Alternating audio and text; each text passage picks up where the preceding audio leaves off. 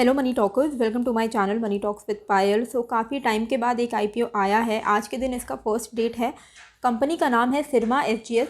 तो इसमें हमें क्या अप्लाई करना है, नहीं करना है, तो रूल ऑफ थंब तो पहले आप ये बना लिया करो कि कभी भी कोई आईपीओ आता है तो फर्स्ट डे आपको भाग के अप्लाई नहीं करना है। ये चीज़ हमेशा आपको ध्यान में होनी चाहिए। क्यों होनी चाहिए?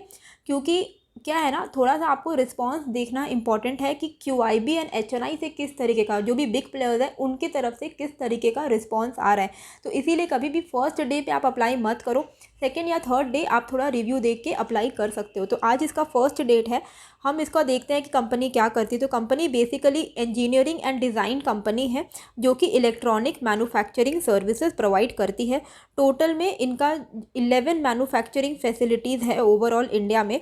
एंड किन सेक्टर्स को ये अपना सर्विसेज प्रोवाइड करती है? इंडस्ट्रियल अप्लायंसेस को देती है, automotive, health care, consumer products, IT industries, इन सबको ये सर्विस प्रोवाइड करती है। क्या है इनका प्रोडक्ट पोर्टफोलियो? तो जो आप में से जो इंजीनियर्स हैं वो जानते ही होंगे।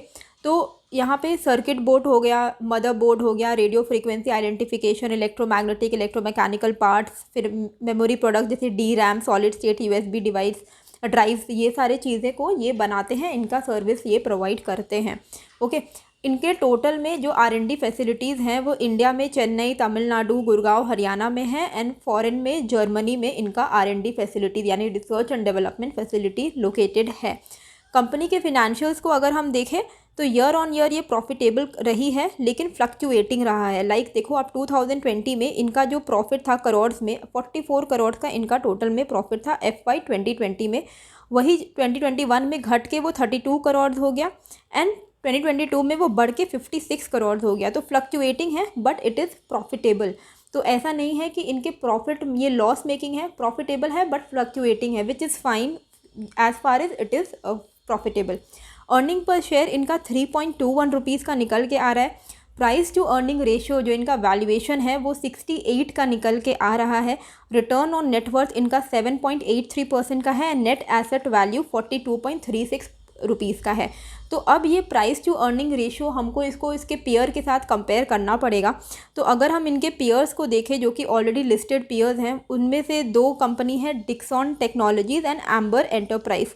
तो इनको अगर हम कंपेयर करते हैं तो डिक्सन तो देखो सबसे बड़ी कंपनी है, इसका वैल्यूएशन 104 पे है, जो अभी थोड़ी ओवर वैल्यूड चल रही है, लेकिन ये this is the leading company in this sector. Number 1 company है जो लिस्टेड है। सेकंड में जो एम्बर एंटरप्राइज जो है उसका भी सेम ही प्राइस टू अर्निंग रेशियो है जो कि सिरमा का प्राइस टू अर्निंग रेशियो है, मतलब 68 दोनों के ही प्राइस टू अर्निंग रेशियो है। तो यहाँ पे ये एकदम सेम है। प्राइस टू बुक वैल्यू जो है वो एम्बर का कम है, यानी एम्बर ज़्यादा बेटर वैल्यूएशन में अभी फ़िलहाल मिल रही है। और एम्बर अभी बहुत ज़्यादा करेक्ट भी हो चुकी है, अपने 52 वीक्स लो के काफ़ी आसपास आ चुकी है। तो प्राइस टू बुक वैल्यू भी इसका काफ़ी अट्रैक्टिव हो गया है। सिरमा का थोड़ा सा हायर साइड में है, लेकिन इट इज़ ऑल्सो फाइन, मतलब ख़राब नहीं है। रिटर्न ऑन नेट वर्थ भी एम्बर का ही ज़्यादा बेटर है। एंड टोटल रेवेन्यू, एम्बर ज़्यादा बड़ी कंपनी है सिरमा से, तो टोटल रेवेन्यू भी एम्बर का ही ज़्यादा है। 4000 करोड़ के आसपास में एम्बर का टोटल रेवेन्यू है, 10,000 करोड़ के आसपास में डिक्सन का टोटल रेवेन्यू है एंड सिरमा का 1000 करोड़ के आसपास में आता है वो निकल के। तो ओवरऑल अगर हम देखें ना, तो ऐसा भी नहीं बोलेंगे कि सिरमा बहुत आउटस्टैंडिंग कुछ है, उनका वैल्यूएशन बहुत ही आउटस्टैंडिंग है या कुछ भी। एक तरीके से सिरमा एंड एम्बर टक्कर के हैं जिस तरीके से वैल्यूएशन, जहाँ तक वैल्यूएशन की बात है, पर वहाँ पे भी एम्बर ज़्यादा बेटर है। तो अगर आपको इन्वेस्ट करना है लॉन्ग टर्म के लिए तो आपके पास ज़्यादा बेटर ऑप्शंस अवेलेबल है, जैसे कि डिक्सन एंड एम्बर, एंड दोनों ही अच्छे डिस्काउंटेड रेट में है। एंड एम्बर अभी काफ़ी अच्छे डिस्काउंटेड रेट में मिल रहा है। लेकिन अभी हमें अगर अप्लाई करना है सिरमा में तो हमको यहाँ पे ये भी देखना पड़ेगा कि क्या कंपनी के ऊपर कोई लिटिगेशन एक्टिविटी यानी कि कोर्ट कचहरी का कोई केस चल रहा है क्या। तो एज सच कोई भी बहुत बड़ा कोई केस नहीं चल रहा है। टैक्स प्रोसीडिंग्स को लेके केस चल रहा है, जो कि सारे कंपनी में कुछ ना कुछ VAT related issue, GST related issue, कुछ ना कुछ टैक्स रिलेटेड इशू चल ही रहे होते हैं।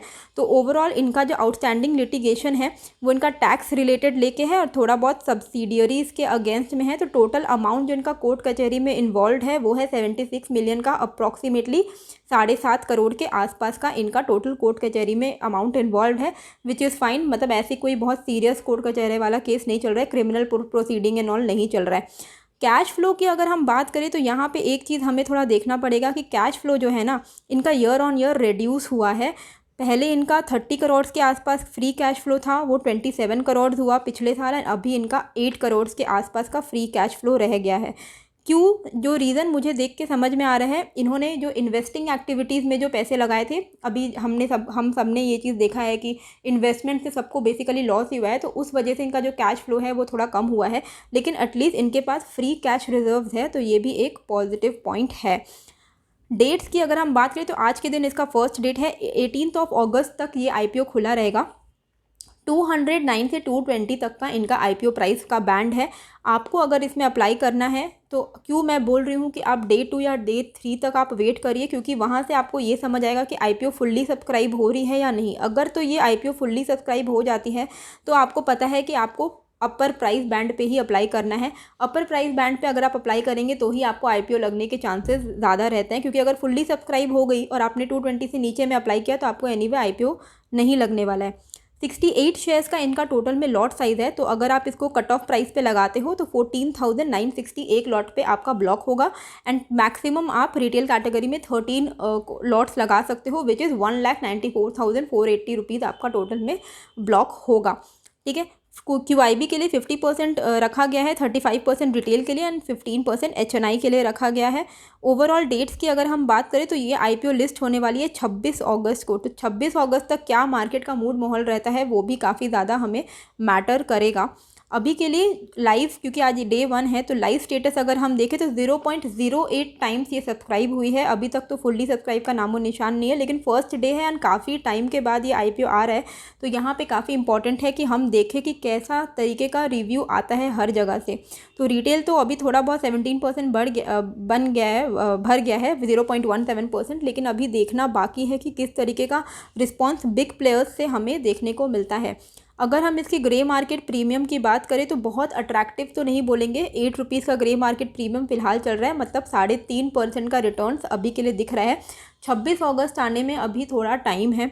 मैं अपना ओपिनियन है वो बता देती हूँ, क्योंकि ये काफ़ी टाइम के बाद IPO आ रहा है एंड अभी IPO का जो क्रेज़ था ना वो थोड़ा कम हो गया है लोगों के अंदर। ठीक है, तो ये जो कंपनी है, कंपनी में अभी मुझे एक भी ऐसा पॉइंट बुरा नहीं दिखा है, सब कुछ अच्छा ही दिखा है, पर कैसा रिस्पॉन्स आता है उसके ऊपर, जैसा डिमांड आएगा उसी के ऊपर ना इसका प्राइस, लिस्टिंग प्राइस डिपेंड करेगा। तो वो डिमांड हमें देखना इम्पॉर्टेंट है, क्योंकि काफ़ी टाइम के बाद ये IPO आ रही है। अगर मैं इसको लगाती भी हूँ इसमें तो I will not apply it for holding. मैं इसको लॉन्ग टर्म होल्ड करने के लिए नहीं करूँगी, जो भी है मैं इसको IPO डे के लिए ही सिर्फ करूँगी, ताकि ये लिस्ट हो, मुझे अपना प्रॉफिट मिले एंड मैं एग्जिट हो जाऊँगी। मुझे इस कंपनी को होल्ड करने में इंटरेस्ट नहीं है, क्योंकि इससे बेटर कंपनी मेरे पास अवेलेबल है, हम सबके पास है ना। Dixon and Amber both are very good companies based on the market cap also. Market cap wise भी वो ज़्यादा बड़े हैं, रेवेन्यू वाइज भी अच्छा है एंड वैल्यूएशन भी उनका अच्छा है। तो इसमें अगर मैं लगाती हूँ तो इसको मैं सिर्फ और सिर्फ प्रॉफिट के लिए लगाऊंगी। GMP जो भी चलता है वो हमें एंड ऑफ द डे देखना पड़ेगा। तो आई विल वेट टिल 17 और 18 अगस्त, और मैं अपना फाइनल आपको बता दूंगी, जो भी है टेलीग्राम में बता दूंगी या फिर वीडियो बना के बता दूंगी।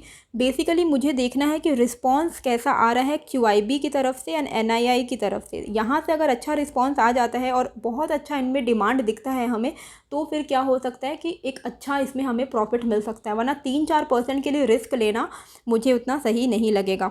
होप आपको ये वीडियो अच्छी लगी है। आपने इसमें अप्लाई किया है कि नहीं मुझे कमेंट करके ज़रूर बताइएगा। नए हो तो सब्सक्राइब कर लीजिएगा। मिलते हैं फिर एक नए वीडियो के साथ। Thank you.